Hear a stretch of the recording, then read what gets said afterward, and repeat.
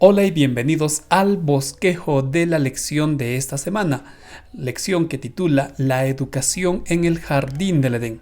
Con este primer tema estamos arrancando un nuevo trimestre y un nuevo tema que estará abordando la educación. Resulta bastante interesante al estudiar el libro del Génesis encontrar cómo Dios, cuando crea este mundo, dota de mucha belleza. Había tanta belleza y perfección que cuando acabó la creación Dios dijo: esto es bueno y es muy bueno, bueno en gran manera. La verdad no podemos imaginar cómo era este mundo en toda su perfección.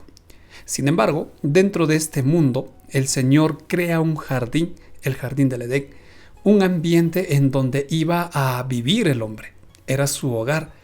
Pero ese hogar al mismo tiempo era como un gran texto de estudio, porque Dios en primer lugar le dice a Adán: vas a labrar la tierra, y luego rodea a Adán de los animales para que él ponga un nombre. Es decir, la naturaleza servía a Adán como un libro para que él aprendiera.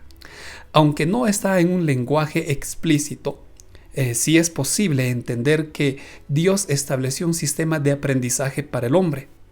Ahora nosotros conocemos a esto como la educación. En otras palabras, la educación del hombre estuvo siempre en la mente de Dios. Todo esto vamos a estudiar con 3 objetivos. ¿Ok? Aquí están los 3 objetivos con los cuales vamos a trabajar en este bosquejo. Así es que vayamos directamente al primero de ellos: la educación antes del pecado. Posiblemente aquí algunos se esté preguntando: ¿había educación antes del pecado si el hombre era perfecto? Así es, el hombre era perfecto, pero Dios había establecido un sistema para que él pudiera desarrollarse.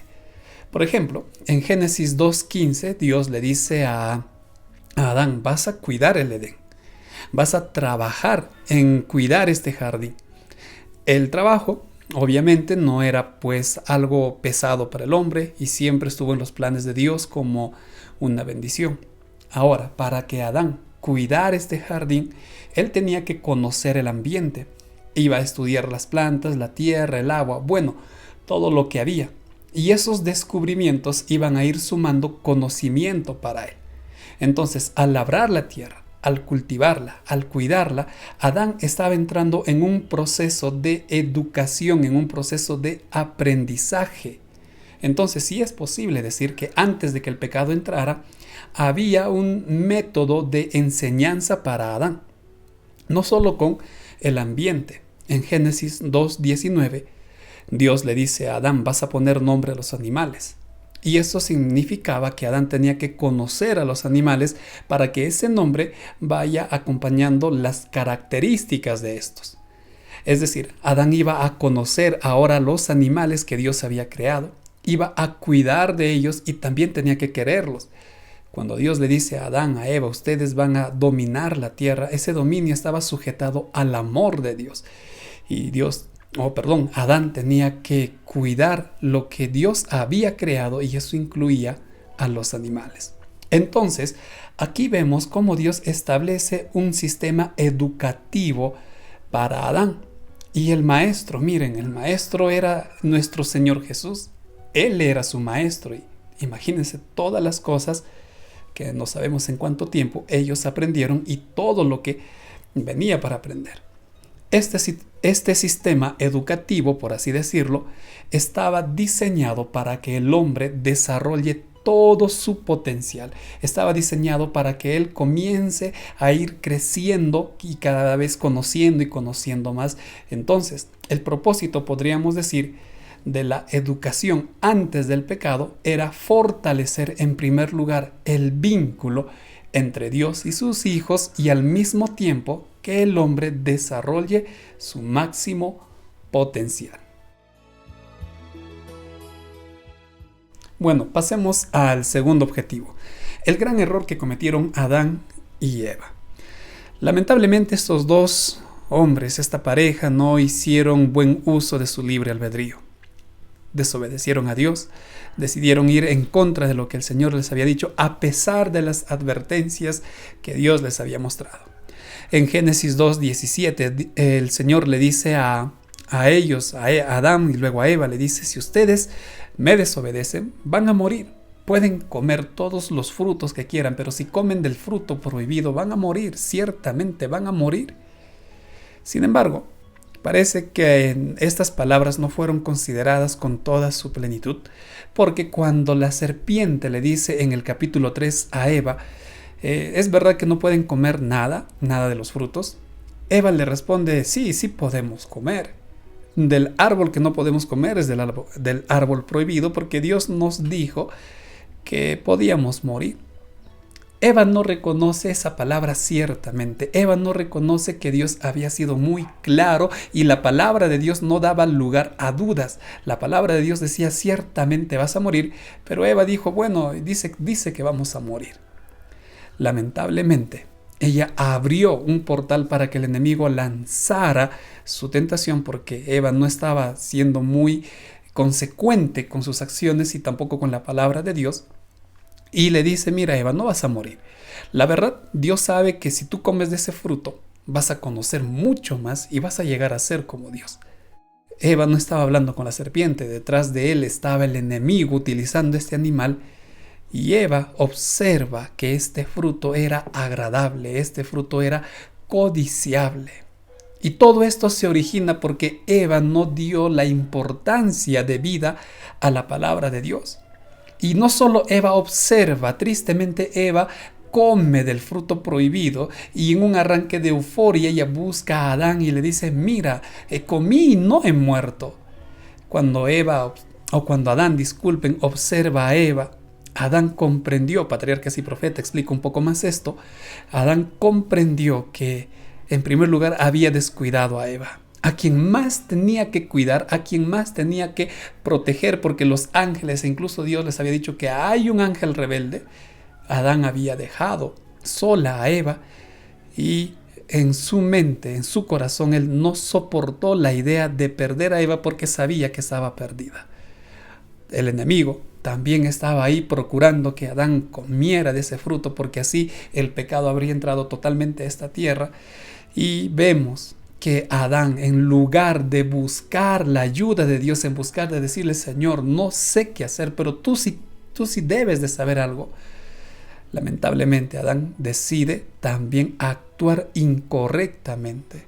Entonces, por favor, es importante que nosotros recordemos lo siguiente. El gran error de Adán y Eva fue no considerar a la palabra de Dios. Ellos llegaron a creer que podían condicionar las advertencias de Dios y eso significó para ellos un gran error que posiblemente nosotros también podemos estar cometiendo. Así es que consideremos muy bien el caso de Adán, el caso de Eva. Pasemos ahora al último objetivo: la educación después del pecado. El pecado obviamente afectó mucho al mundo y también la educación tuvo que cambiar, pero la educación se sigue y seguirá, pues nació en la mente de Dios. Como sabemos, Adán y Eva tristemente tuvieron que ser echados del jardín del Edén, no podían permanecer ahí. Y Pedro, más adelante en segunda de Pedro, él dice que Dios tiene la autoridad incluso para echar a los ángeles, así es que ellos tenían que salir del jardín del Edén. Claro que esto fue algo muy duro, muy fuerte para esta pareja, pero se tenía que hacer esto. Sin embargo, en resumen, el apóstol Pedro no solo menciona que ellos tenían que salir del Edén por su pecado y que tenían que vivir y tenemos que vivir con el pecado que tristemente está degradando cada vez más al mundo y a la persona, sino que también Pedro presenta la otra cara de la moneda, es decir, presenta a Cristo. Y en Cristo hay poder para dar vida. El pecado había traído muerte, pero Cristo tenía poder para revertir esto, y eso era la vida. También Cristo tiene poder para salvar.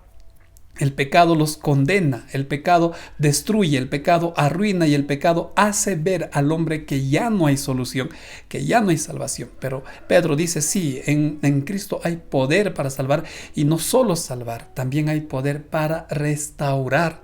Entonces, después del pecado, la Biblia nos presenta que hay esperanza.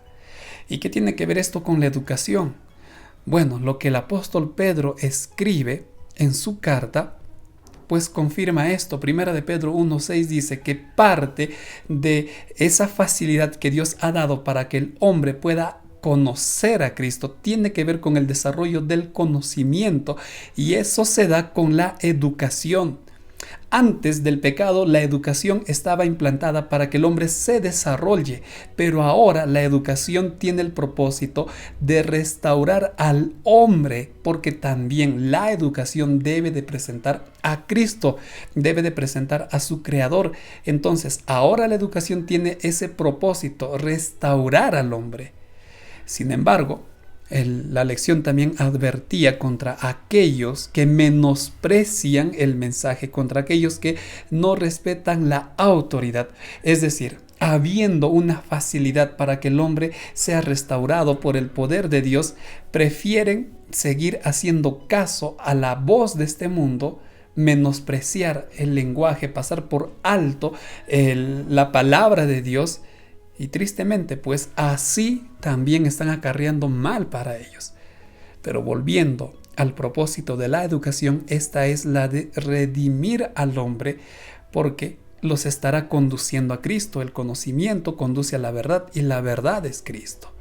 Entonces, luego del pecado, la educación tiene por objetivo mostrar a Cristo para que Él restaure lo que el hombre perdió. No confiar en la educación o cuestionarla es menospreciar la autoridad de Dios, y tristemente estaremos actuando tal como lo hizo Adán, tal como lo hizo Eva. Bueno, es momento de resumir nuestra lección y lo vamos a hacer como siempre respondiendo a estas 3 preguntas.